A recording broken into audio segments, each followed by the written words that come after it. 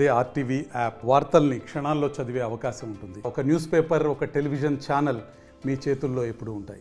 ఉమ్మడి నిజామాబాద్ జిల్లాలో కాంగ్రెస్ పార్టీలో వర్గపోరు మొదలైంది. కామారెడ్డి జిల్లా బాన్స్వాడ నియోజకవర్గంలో కాంగ్రెస్ పార్టీలో వర్గపోరుకు సంబంధించి 20 మంది పాత కాంగ్రెస్ నేతలపైన వారిని పోలీస్ స్టేషన్లో కేసులు నమోదు చేయించారని చెప్పి ఆరోపణలు చేస్తున్నారు.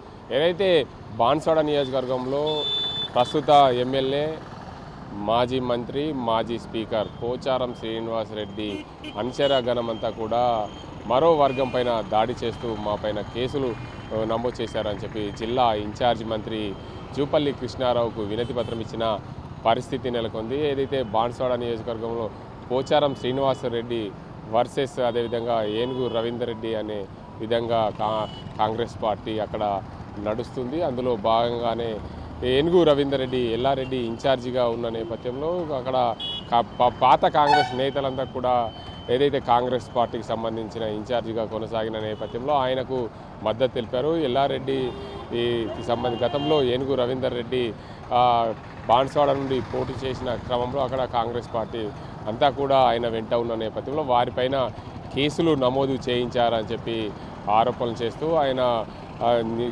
జిల్లా ఇన్ఛార్జ్ మంత్రి జూపల్లి కృష్ణారావుకు ఫిర్యాదు చేశారు. ఏదేమైనప్పటికీ కాంగ్రెస్ పార్టీలో వర్గాలు ఉండడం సహజమే, కానీ వర్గపోరుకు సంబంధించి పాత కాంగ్రెస్ నేతలపైన 20 మంది పైన కేసులు నమోదు చేయించారని చెప్పి అధిష్టాన వరం కూడా ఫిర్యాదు చేసేందుకు సిద్ధంగా ఉన్నామని చెప్తున్నారు.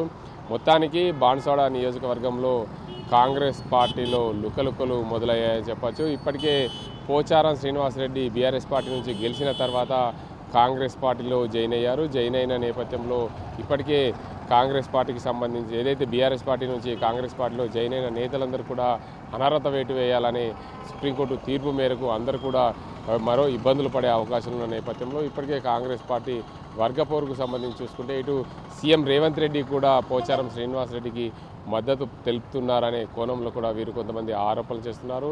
ఏదేమైనప్పటికీ కాంగ్రెస్ పార్టీలో స్వాతంత్రం ఎక్కువగా ఉంటుంది. అందులో భాగంగానే వీరందరూ కూడా ఇన్ఛార్జ్ మంత్రికి ఫిర్యాదు చేశారనే కూడా ఆరోపణలు ఉన్నాయి. ఏదేమైనప్పటికీ బాన్స్వాడ నియోజకవర్గం మొదటి నుంచి కూడా అక్కడ కాంగ్రెస్ పార్టీగా గెలుపొందిన నేతలు చాలా తక్కువే.